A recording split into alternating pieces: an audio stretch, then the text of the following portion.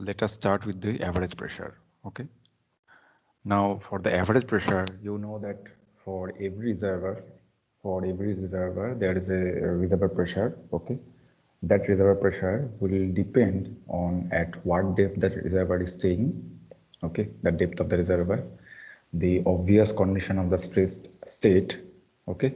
The in situ stress condition, and whether the strata or whether the reservoir how much water is having. Okay, that means the pore pressure, because there is a obviously if there is a pore pressure present or if there is a water present anywhere, then there will be the condition of the effective stress. Okay, and so the stress condition, normal stress condition, and the in situ stress condition along with the pore pressure will decide what will be the effective stress on which the production will take care of. Okay, and then obviously there are different condition of the reservoir. Okay, but for this production obviously I'm coming one by one. These are the factors really we'll have to discuss. Okay,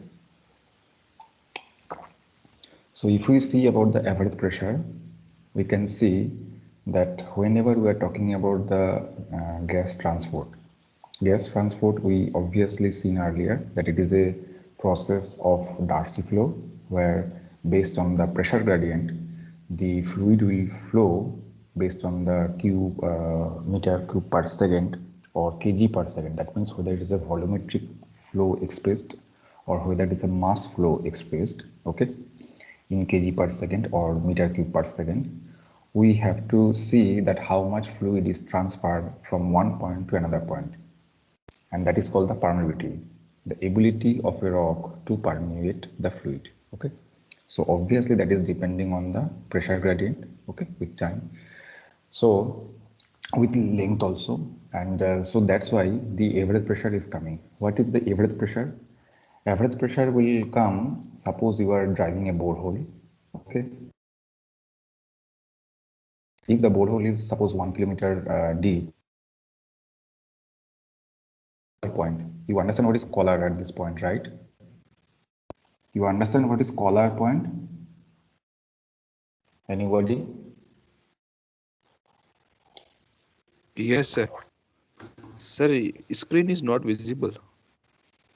Okay, sorry, I have to forget the share screen, sorry, and thank you for pointing it out. So the okay, now it is okay. I think now it is okay, right? Yes, sir. Okay, so earlier class, what we have discussed, we have discussed about different parameters for the natural fracture systems. As you can see, that these are the factors we have just defined or noted. Okay, so from today onwards, we'll be going step by step with one after another. So the first point is the average pressure. Why you are discussing the average pressure? Because the permeability is, or the Darcy flow is very much pressure dependent. And for the pressure, you know that if you are going from the surface to the underground, the borehole point at the top and the borehole point at the bottom of the at the end of the borehole, there is a two, depending on the depth variation, the pressure or the stress at two different points will be different. Okay, so if you are going to consider the average borehole pressure, so obviously you have to do the average average pressure for all the depth, because it is with that pressure it will flow, it will force the water to flow. Okay, and if there is a pumping is going on, so that the pump pressure. Okay, if you are putting a pump at the surface, obviously the pump, whatever pressure it will be delivering at the surface, it will not be delivering at the underground also, because you know that when it is moving away from the source, the pressure is going to reduce. Okay, because there are so many errors. Now similarly, in this case also, if you are going to increase the separation distance between the source and the point of measurement, there will be reduction in the pressure. Okay, so what we can do, we have to measure the concept of the average pore pressure, or average borehole pressure, or at the at the simplest case, we are going to discuss it. We are going to measure into the borehole bottom pressure, or the bottom hole pressure. Okay, that is called the bottom hole pressure. What is the bottom hole pressure? Bottom hole pressure is defined as the pressure given at the end of the borehole. Okay, that means if your borehole depth is 1 kilometer, at the end of the 1 kilometer, what is the pressure that is going to be generated? That is called the bottom hole pressure. And that bottom hole pressure is the important one. Why? Because it is the bottom hole pressure, whatever pump is sending the pressure, okay? The surface and the end of the borehole, there is a difference. So even if you are suppose generating at 1 megapascal pump or 1 kilopascal pressure pump is operating, but the time when it is going to reach at the bottom, depending on the borehole orientation, depending on the in-situ stress condition, the pressure will be not as absolute pressure. That pressure will be changed into the effective pressure. Okay, well, it will be some fraction, because some point of the time, at some point of the time, some of the pressure will be depleted or reduced. So it is that bottom hole pressure based on which the desorption pressure or the gas desorption will take place. And again, whatever the bottom hole pressure you are going to maintain, again your reservoir pressure, it has to be synchronized. When the reservoir pressure is going above of the bottom hole pressure, okay, then there will be no desorption.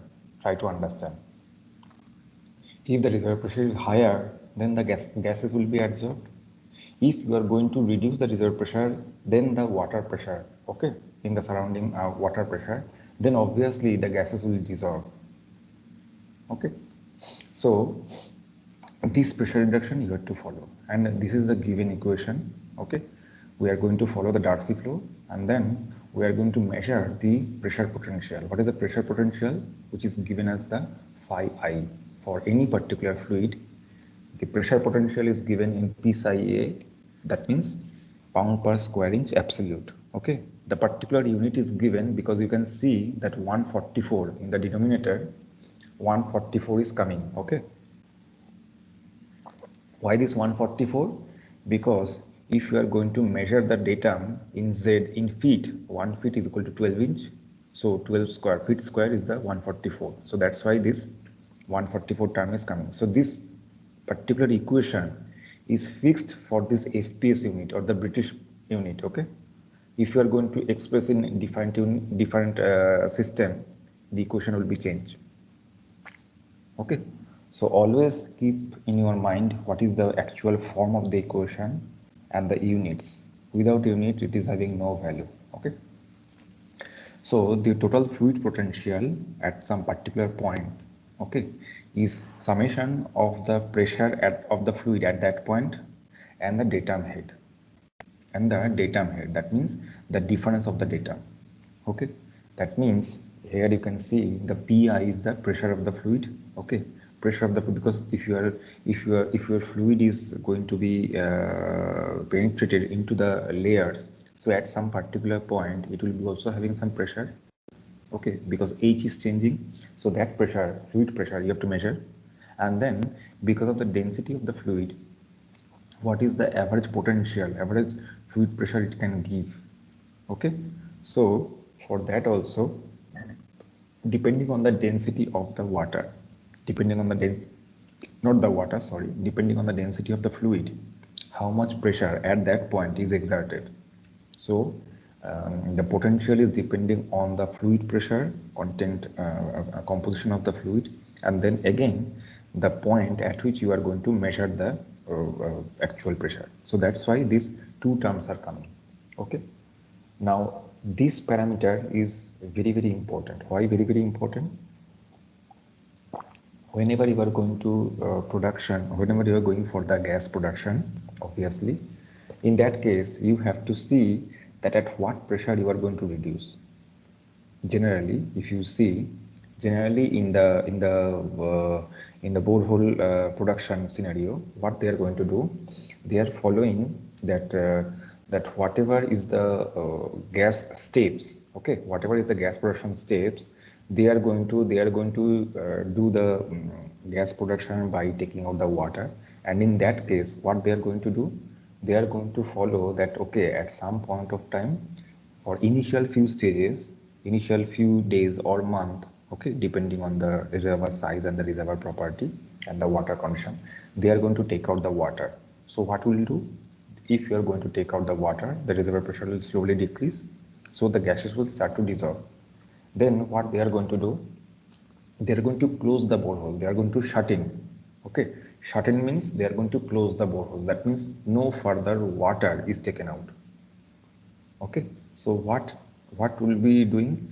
If no water is going to take out, then reservoir pressure is not further reduced, but at the same time, whatever reduction is still there, you have to ensure that whatever reduction is take place from the first case to this point, the total amount of gases that are supposed to dissolve as per the adsorption isotherm or the desorption isotherm, that should dissolve. Do you understand my point?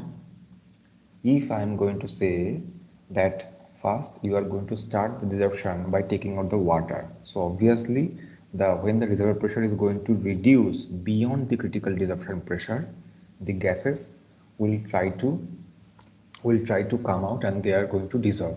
Okay, but then at some point when you will see that you have reduced more or less based on the adsorption graph, you have reduced more or less a sufficient amount of the pressure, and then you have to shut in the borehole. Shut in means you are closing. No further withdrawal of water is taking place. And for that period continues nearly 6 months, nearly 1 year, depending on the properties and the area. There are so many reservoir parameters. Why? Because at that point, when you are not going to take further water out, whatever reduction from the initial stage is there, the gases is still going to come, and you have to ensure that if there is a desorption isotherm or the adsorption isotherm is available for that seam or for that reservoir by desorption canister testing, you have to see that how much estimation is given as per the isotherm at some particular pressure. Suppose your earlier pressure was 1 kilopascal, but now you have kept your reservoir pressure as 500 pascal. So due to the reduction from 1 kilopascal to 500 pascal, whatever gas is supposed to dissolve, that will be governed by the adsorption isotherm. So if you shut in the borehole, so that much of the gas production will try to continue. Why? Because gases will dissolve and they will be mixed with the water. They may be mixed with the water, or they may not be mixed and they will be directly coming out. Okay, how to ensure that? You have seen that in the production phase there are 3 different phases. In the first phase there is a initial at very high water takeout at constant volumetric flow or maintaining the constant pressure, and soon after that gas production is going to increase and the water production is going to decrease. Okay, so after some days or after some month, depending on your reservoir condition, when you are going to shut in the borehole, when you see that okay, the water production rate is going to decrease, so that means that gas production rate is quite going to increase. So in that case, what you are thinking that okay, let me shut down the borehole. So in that case, shutdown means or shutting means you are closing the water taking out operation, water withdrawal operation. Okay, that means you are closing the pump. So what will go? Your borehole is going to produce the gases now, and if you are going to capture this, you are supposed to get for that amount of the gas reduction, you should be able to take out the gases which is given by the adsorption isotherm by reduction of the pressure from 1 kilopascal to 500 pascal. And when you will see that this production is more or less going to be stabilized, there is no further production, then again in the next stage of the borehole production, you are again withdrawing some pressure, again you are withdrawing some water, and again you are going to reduce the borehole pressure or the reservoir pressure from 500 pascal to 200 pascal. Okay, so this way the production cycle continues. Okay, so this is in very brief I am going to tell you, because at this point you will not be able to understand if I say in a complex way. Okay, so for the time being just consider this. Now this potential is very important because it based on this only the production will be dominated or the gas transport will be dominated. Okay, and this is going to take care of the elevation differences from the surface to the bottom hole point, and the large density differences between the gas and the water. Okay, you know that the gas and water, they are having different density, and again the density of the gas and water, depending on the percentage of the saturation or percentage of the fraction in the mixture of the fluid, they are going to decide about their production in this mixture, and then based on their relative permeability. I have already discussed what is relative permeability. Okay, it is not absolute permeability, it's a relative permeability. Okay, and with this property they are going to transport it into the surface. When I'll be discussing the simulation, I'll be making it a little bit clear conception by giving some examples so that you can understand in that way. Okay, now for the theoretical, I'll just touch the very brief and to the point discussion. Okay. Now for the pressure, you have seen earlier that the reservoir pressure will depend on so many parameters. Okay. So if you know that there are different factors, and if you know that this is very much important, so at some point of time you want to measure how we are going to measure the bottom hole pressure. Okay, so in that case, if you are going to measure the bottom hole pressure, this can be usually done, it will be done at the very earliest stage, because the more you taking out the water, the reservoir pressure is going to reduce. Okay, so to get the actual reservoir pressure, you have to measure the pressure at the very early stage of the gas production.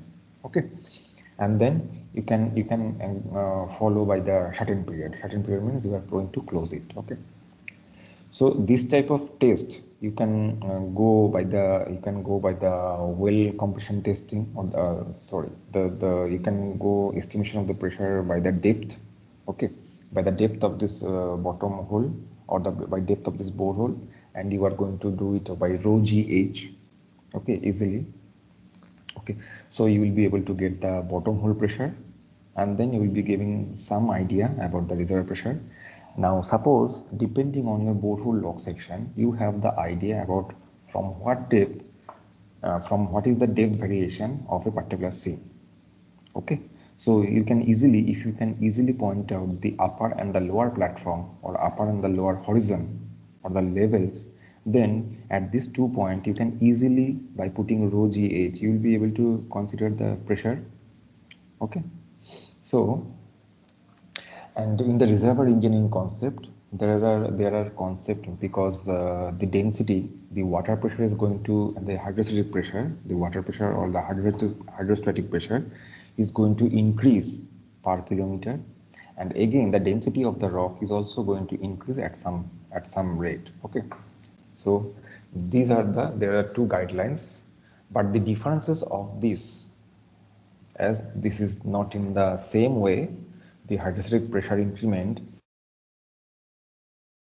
and the overburden stress rate, okay, for same.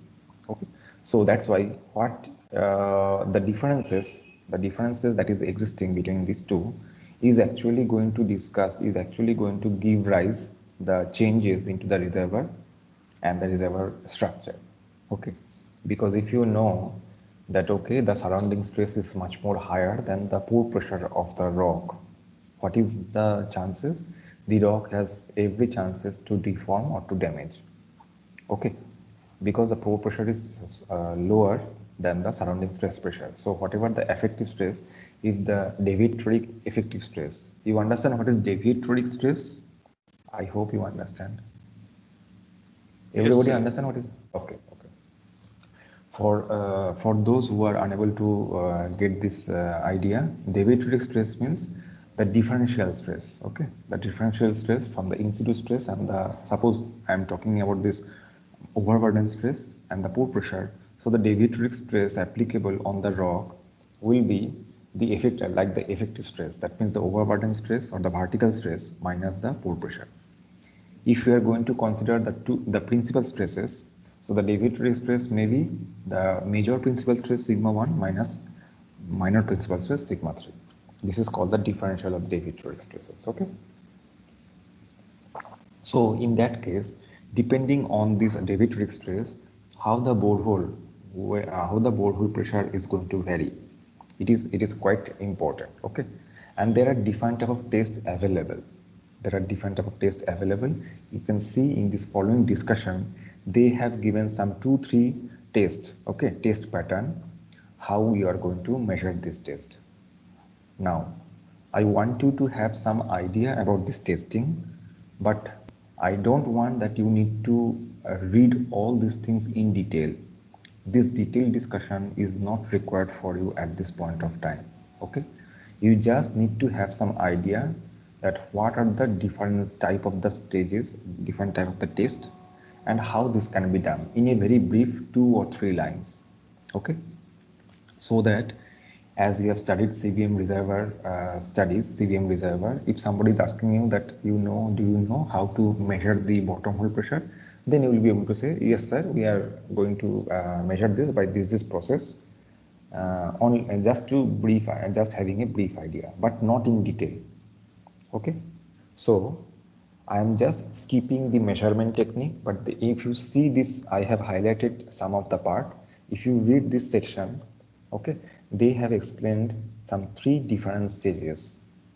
I request all of you to just read once, get some outline, okay, and get some understanding, clear understanding about what are the 3 different process and what is the main theme of the measurement, or what are the main parameter, or what is the main principle of this measurement.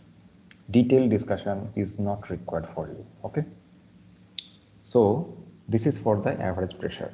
Okay, now the average reservoir pressure estimates as a function of time. So whenever we are going to monitor the borehole, generally we are going to monitor the production with time, with days, with months, like that. Okay, so it is obviously with time. And what are the data we are going to collect? We are going to collect the pressure, we are going to collect the stage disruption, we are going to collect the cumulative production of the gas.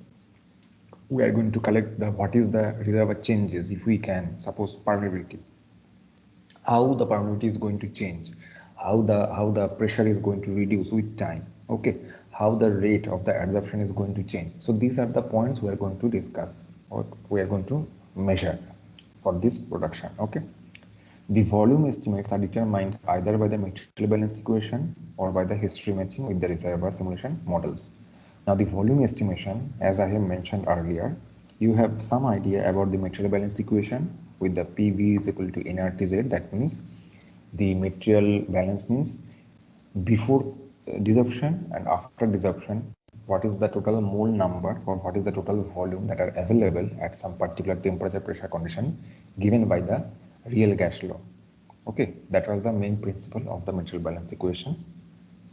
And then the simulation means the history matching. Suppose your area, you have done some there is not only one borehole, you are going to do some grid pattern of the borehole. Maybe there are 20 boreholes or 30 boreholes, and suppose that before you are going to start, you have already have some earlier reservoir data which is matching with your reservoir data, more or less matching. So if this thing happens, then depending on the earlier history, you can also see that, okay, if the two reservoir condition matches, I can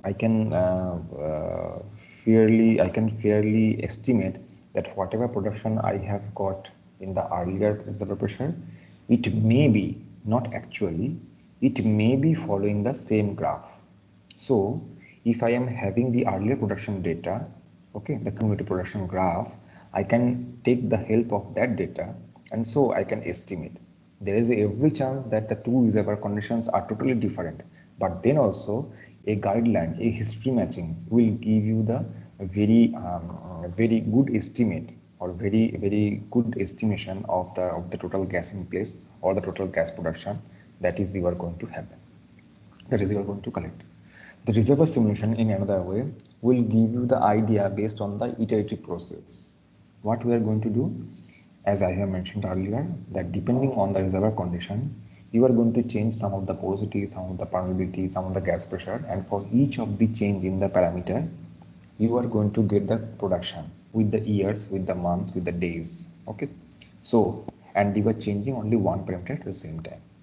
So what you can see that changing a parameter minutely, how much impact you are getting on the gas production. Okay, so in that case, you are going to take the simulation, you can continue your programming, or you can change your parameters, and you can get different results based on your parameter variation. Okay, so that is the case. I'll be discussing with you very briefly the reservoir simulation with you after discussion of all those theory part and the experimental part. Okay, so at this point, you know that average pressure is important.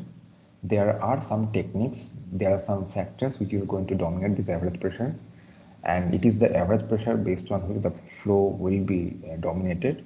And so we need to know, we need to measure, and we need to know what are the different methods. They are brief principles. Okay. Coming to the next topic of classifications of the natural fractures. Classifications of the natural fractures. Now, we are talking about the coal bed methane reservoir, and we are talking about the coal matrix. So we'll be limiting our fractures, natural fractures, to these views. Okay. We know that there are other discontinuity in a in situ or in a field. The discontinuity or the fractures, there are different forms and different shapes. Okay. But what we are going to discuss here is the in terms of the CBM reservoir. So if we see the different types of the fracture, what are the different fractures? There are some 4 or 5 types of fractures. Okay. First is the face clits, then the butt clits, then the tertiary clits, and then the joints, other joints. Okay. Now the face clits and the butt clits I have mentioned you earlier a little bit. The face clits and the butt clits are more or less orthogonal to each other. That means 90 degree. If you take 3 axes x, y, z, 90 degree apart, okay, and if you are going to consider the sedimentary deposit of coal having horizontal faces, so you can see that x is the horizontal bed moving from right side, moving from center to the right side. Z is the vertically going downward. Okay, z axis is vertically going downward, and the y axis is centering to the front. From the center, it is moving away from you. Okay, going in the forward direction.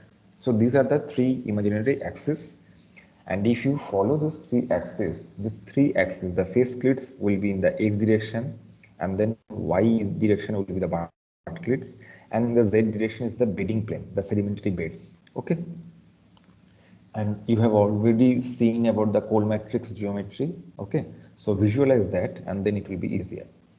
Now the face clits are the more common, more frequent, having higher aperture and having more persistence. Persistence, that means it is extended to more length than the butt clits. Okay, so obviously you can understand what is a butt clit. Butt clits are in orthogonal direction, and they are less frequent. They are having smaller length. Their aperture is also very much small.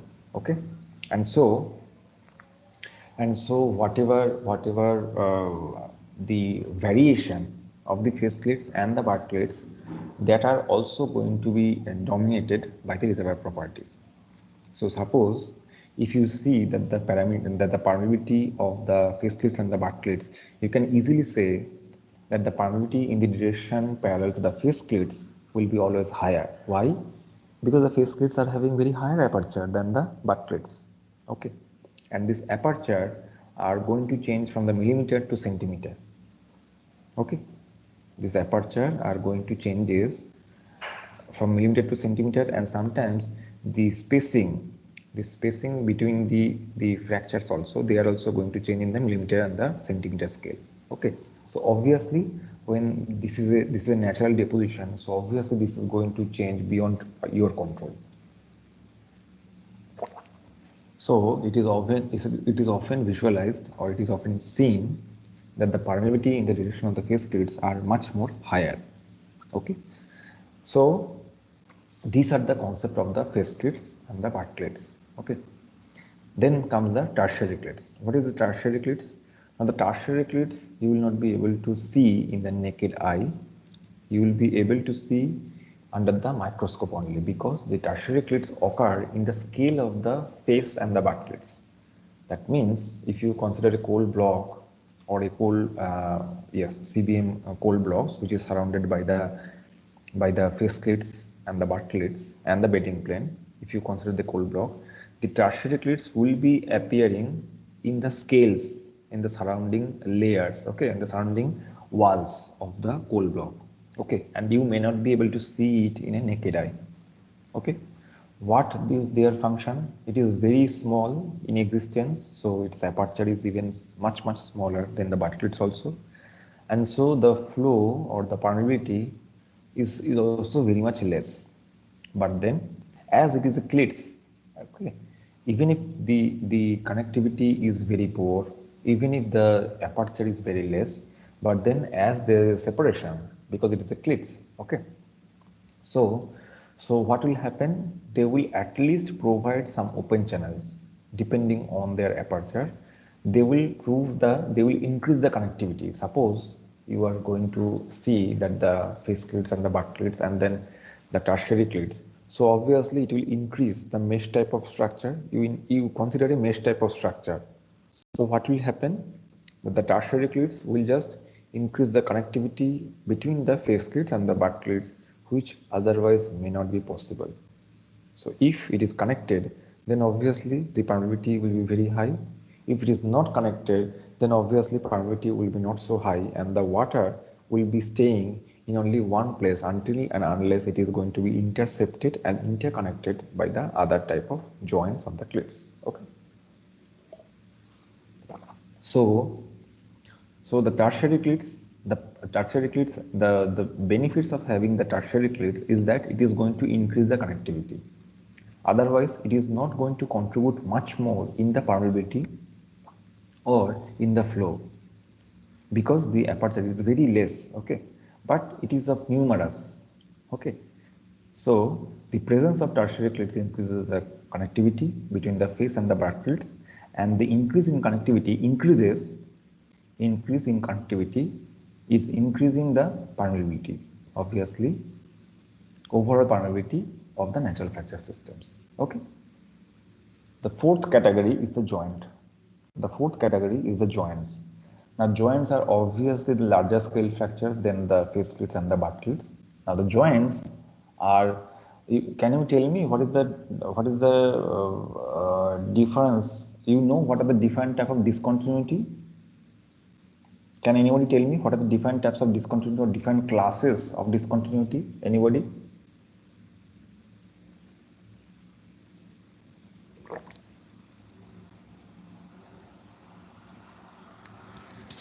Hello. Can anybody tell me what are the different classes of discontinuity you have read in the rock mechanics or geotechnical class?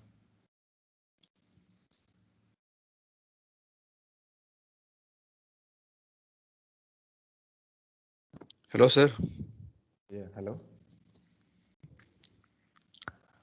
Hello. Sir, mainly they are joints, fractures, fold, foldings, and faults. Okay. Do you know what is the difference between joints and faults? Joints and faults. Faults are the relative motion between a hanging wall and footwall, sir. Okay. And joints, there is no motion? Joints are in whatever in the state of uh, when it is formed, sir, naturally. Okay, okay. Yes, it is rightly pointed out that there is a joint is a form naturally, it is a form of fracture, but there is no bed separation along the joints or across the joints. Whereas the fault is separation. You can see that at the place of the there is a bed separation. Okay. Now, the bedding planes, what are there, these are also a form of discontinuity. You know that coal is a sedimentary deposit, so obviously the shell and the sandstone layer which are formed in the upper and the below between the coal deposit. So obviously these borders are a form of the discontinuities. Okay, so there is a separation, but you know that through the bedding planes, no fluid flow is allowed. Bedding planes are structural discontinuity, but then there is no permeability flow, no fluid can flow across the bearing plane.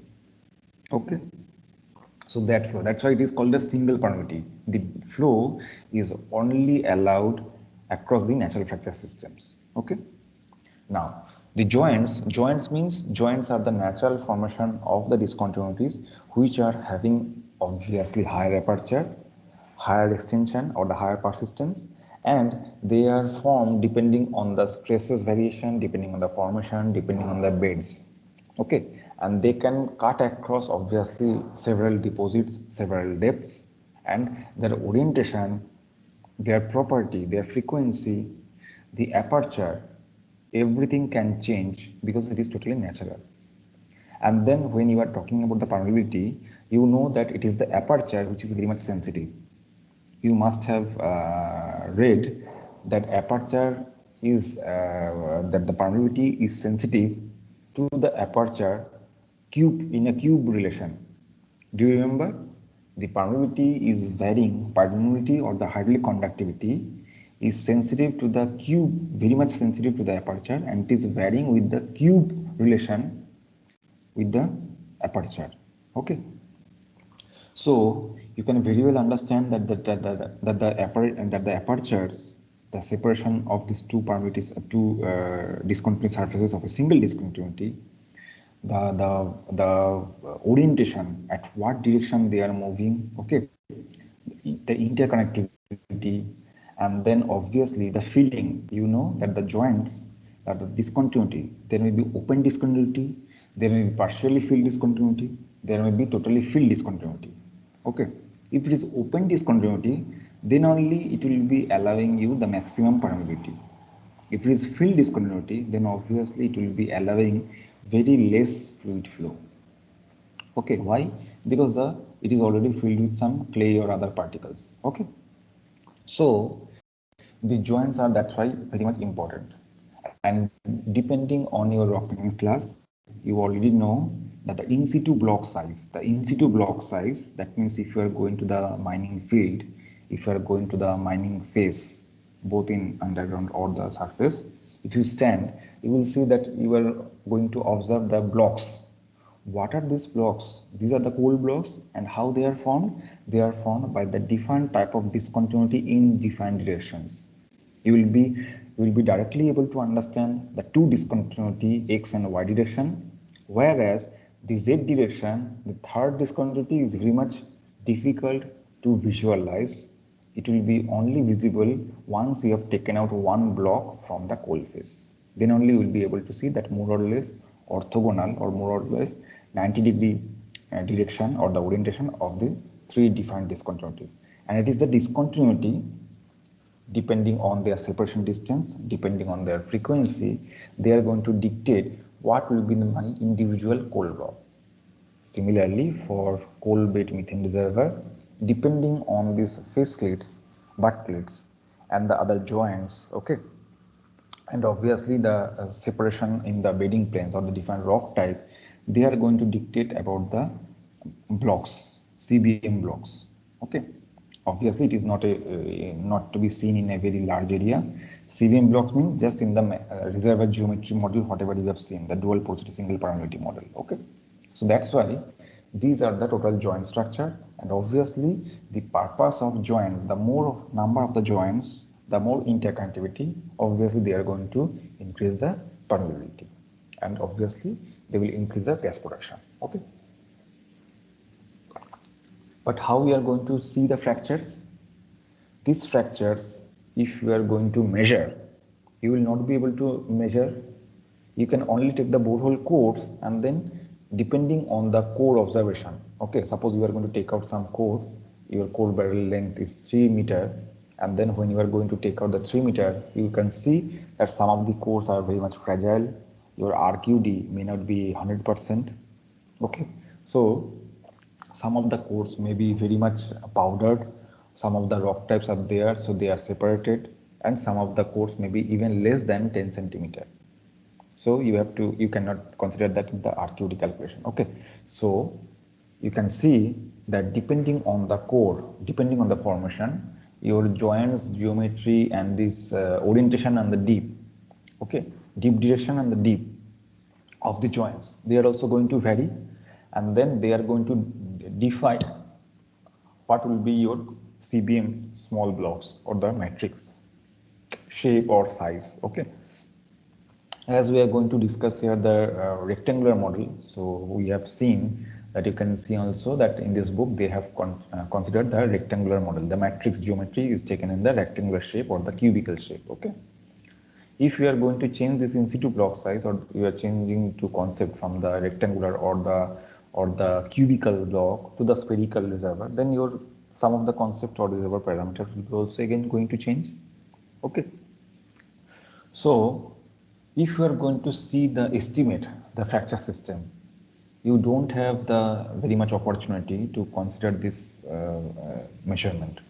You can only take the borehole logs, you can plot the borehole logs, and from there when you are going to collect the samples, you can see and you can only estimate that okay, if this is the borehole logs at this meter of depth at this number of borehole, then surrounding this rock 10-meter left side or 20-meter right side or by equal zone of influence, like the case of reserve estimation as we are going to do, you will be able to estimate only, because it is not possible to measure all the network, all the core sample. Okay, you can get some idea from directly the core hole log section or the borehole log section. Okay, how? Because as you are going to measure the depth, you are taking the core samples and you are going to prepare the borehole logs.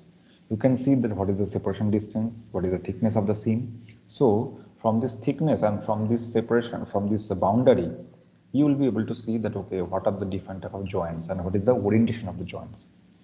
Okay, it is very much rare that you will be getting a perfectly horizontal slab or perfectly horizontal layout. Sometimes it is either it is rising or either it is falling. Okay, it may be also a type of the folding, so it may be a part of the anticline or syncline. Okay, so it is very very difficult, but it is very very important. Okay, to measure that, to get to know about the fracture systems, because they are very very important for the fluid flow. The next topic, acha, before I am going to the next topic, let me discuss, let me give you some example. Can you see this figure, figure 4.9? This is plotted. This is plotted from the field examples. You can see that the face clits, butt clits, and the tertiary clits, they have plotted it based on the, it is more or less like a windrows diagram. If you remember the windrows diagram in the environmental class, where we are going to plot the velocity of the wind, okay, in the total day variation in the mines. You remember the windrows diagram? Have you heard of the name windrows diagram? No, sir. Okay then. So that windrows diagram in the environment, that is going to give you the idea about the wind variation over the 24 hours, over the month, over the year. Okay, and it is based on the why the windrows diagram is important, because there is a air dispersion. Okay, there is a smoke from the chimney. You are going to emit the smoke, you are going to, that smoke is going to disperse, so it is having a natural tendency to go to the direction of where the air velocity is higher. So that's why you need to know about the air velocity. In this case, they have plotted the similar diagram, and you can see that the with the north, south, and east and west, they are going to plot. That means from the center of the borehole, this is the top view. Okay, this is the top view, and they are going to plot it. Okay, so then you can find the orientation. You can find the orientation. You can see that the face slits is very much prominent. Okay, you can see that the number of the face slits are given. Okay, at what direction, and you can again see the butt slits are more or less orthogonal. You can see that it is 30 to 40 degree, and then it is the butt slits are in 300 or 320 degree, more or less orthogonal, and then the tertiary clits are spreaded all over the area. Their number is so high, but they are not very much extended. Okay, they are not very much extended. So you can see that in the scale they have plotted, and this will give you the idea about the borehole condition, about the borehole or not the borehole, about a point in the coal matrix. Okay, that what are the butt slits or the face slits you are going to do. If you have this information, suppose you are going to take the testing, you are taking the reservoir, you are taking the core sample, and from some of the core samples you are going to come to the estimation that okay, these are the directions, and you are going to provide this in the report. So the person who are reading this, they will be able to analyze that okay, in the face slit direction, in this 30-40 degree or 220-210 degree, this axis, as the face slits are much more prominent in this direction, so obviously you can estimate that the fluid flow in this direction will be much more higher, because the face slits having higher aperture are more common, are more consistent, and having more length than the butt slits.